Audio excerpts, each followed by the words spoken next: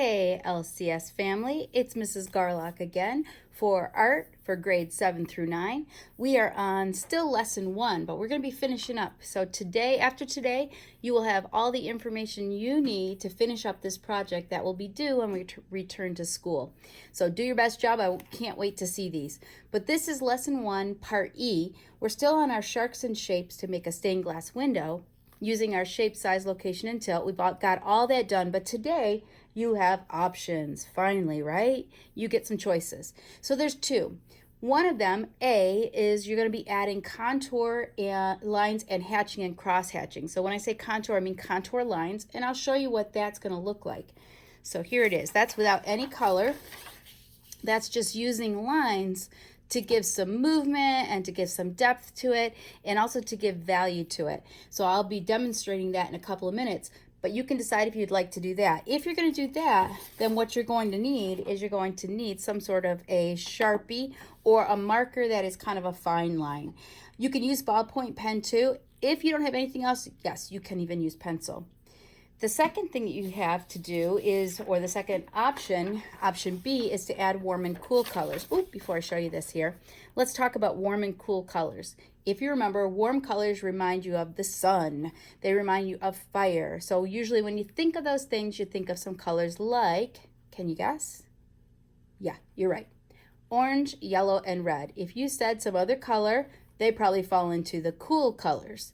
Cool colors remind you of the ocean or ice. Those would be, do you know? Yeah, blue, purple, and greens. Think of cool green grass on your feet on a summer's day. The sun might be hot, but the grass often is nice and cool on your feet. So green, purple, and blue are going to be your cool colors. Now, if you want to add color, then what I would suggest is get one of the following. If you have colored pencils, those will work great. Just make sure you have orange, yellow, and red, and that you also have your blue, green, and purple in it. You can also use crayons. So if you don't have the colors that you think you're going to need in colored pencils, or you don't have those, go dig through your old drawers and find some crayons. Also, you can use markers. I would not suggest using watercolor on this one because we aren't using watercolor paper and it's going to get all rumply.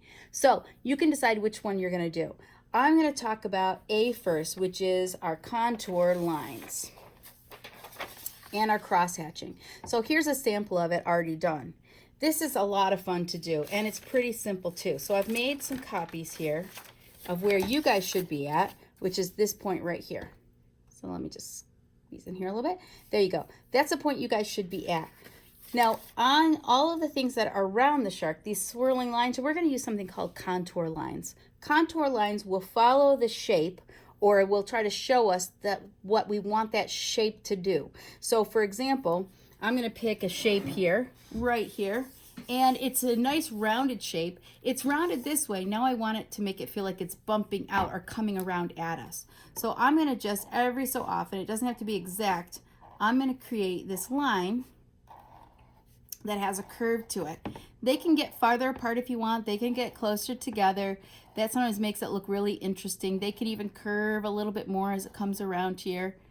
Okay, we're going to fill an entire shape in using these, but we're not going to cross it and go to the next shape yet, because where it touches, we're going to change directions of our contour lines. So for example, this one touches, this line right here touches this shape. I'm going to make it look like this shape. Instead of bumped up, I'm going to make it look like it's kind of sunk down. So I'm going to do this sort of thing. So I'm going to start right where those other ones were, and then I'm going to create a shape that goes this way. Now I don't have any lines over here to go by, so I can just make up my own, but I can do this until I finish up with that shape. Now that shape is done.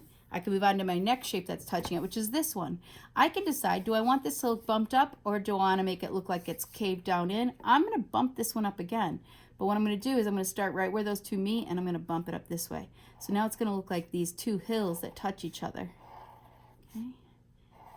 Now it doesn't touch anymore because it starts to go into this one. So I can do whatever I want. I can make them farther apart. I can make them close together if I want, but I'm still going to have them a contour shape. This one in between, again, I can decide what I want to do. I'm going to make this one, actually, look at this. I can even make this one look like it's connecting with this one over here, at least for a couple of them. I'm going to curve this way. As we do this, optically, it's going to make it look like the paper is rising and falling over these different shapes until when you get done, you're going to have a ton of what we call visual movement going on. Okay, so that's what the whole background's going to be, but not the shark. We want the shark to stand out in both of these projects, A and B, whichever one you do. So for our shark, I want to use hatching and cross hatching. And I also want to think about where's our shark lightest and darkest, and that's going to help me out a lot too. So I'm going to pull my shark picture back out. Okay, here I have my shark picture. Okay, we already said that his belly is white. I could leave his belly just the color that it is right now with no lines on it, but I still want to put something on it. I want my lines to represent that there's some sort of color or value there, but it should be really light. So if I put some lines on here that are kind of far apart, it's still going to make the body, the bottom here of his belly, look rather light.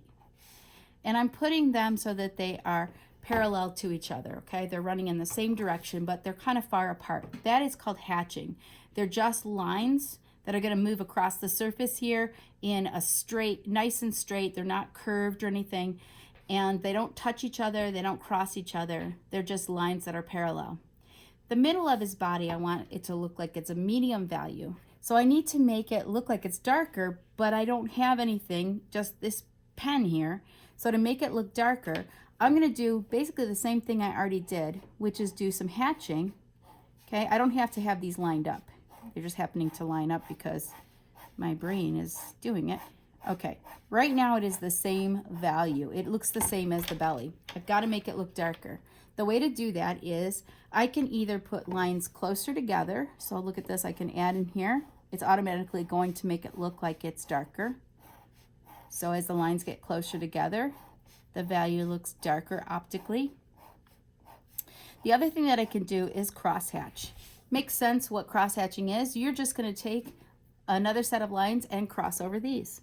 So I'm going to put another set of lines going in a different direction across them. So that's called crosshatching, and that's going to make that value look even a little bit darker. I don't want to fill it in solid. I don't want it too close together because I still have the back and the fins to do, and they should look really dark. So when I get to the back and the fins, I'm going to do cross-hatching, but I'm going to do them very close together. So here's my hatching to start. I'm going to fill that whole shape in, and I'm not scribbling, guys. I am trying to do some really nice straight lines, so I don't want it to look like you weren't trying here. I want you to really think about it and get those lines. Quality of lines are important, okay? Then I can cross hatch it this way, close together, and you can see that it already looks really dark. If you want it to look darker, make your lines closer together, or I'll show you on this right here. So this part needs to be dark as well. So I can do my lines, I can do my cross hatching, but let's say I don't think that that's dark enough. I can simply take another set of lines and go in a different direction. So I'm just going to go straight across here. And if I still don't think it's dark enough, I can go with straight lines up and down. And it's going to look darker and darker and darker. In the end, you're going to end up with this. So those of you who are doing the cross hatching and the contour lines, that's your goal. Those of you who are going to be doing the color schemes, I'm going to show you these once again, and then you guys can go for it. So this one right here is done with nice, cool, and warm colors. I would like you to use the cool colors for the water and the warm colors for the shark. So that means my greens, my blues, and possibly my purples. You can see on this one I didn't use any purple. I used because I had enough greens. I had a light green, I had a dark green, I had a light blue, I had a medium blue, and I had a dark blue. So I had enough of them so that none of these that were touching each other were really touching the same area. Like this green didn't touch another green of the same value or the brightness. Okay, I tried to make it so that none of them really touched each other. This one, these two are close to each other, but far enough apart because of the black space. I used up in here for my shark, my warm colors, but I still had to decide my values. So I still had to decide, okay, so what is, if I have yellow, orange, and red, what would be a dark value out of those? Well, if we think about it logically, yellow is going to be probably my lightest one, probably, unless I have a dark yellow and a really light orange. So you're going to have to really think about it. Squint at it again, see if you can kind of take out the color of it and think about it in values. So I did yellow for the light areas, I did orange for the medium area, and then I had trouble because my red crayon was not dark enough. It didn't look really any darker than the orange when I squinted at it. So what I did is I layered over top of it a black crayon right over top of my red, and then my red right over top of my black again, and I intermixed them by just coloring them over top of each other. And that way when I layered them, they looked like they were different enough. If you look at my colored pencils, same thing applies. I had trouble trying to find a red that was really darker than my orange when I got to this point, and so I layered red and black together, or red and brown together, to make that darker. That's all you got to do, guys. So go have fun, get this done, and don't forget, what's the last thing you always do? You got to sign your work. Not too close to the bottom here, so up a little bit. I'd like your name on there, or however you sign it as an artist, and at least the year. If you really want to make this look nice and finished off, I took this one and took my black marker and I did an edge around all of it, which looks really nice for the stained glass too, but I used a ruler. Don't try to freehand it, otherwise your beautiful piece of art will no longer look so beautiful. The eye's going to notice if something's a little wavy that shouldn't be. So I love y'all. Get this done, bring it back to school when we resume, and I'll have some other stuff out there to you also if things go a little longer than we thought.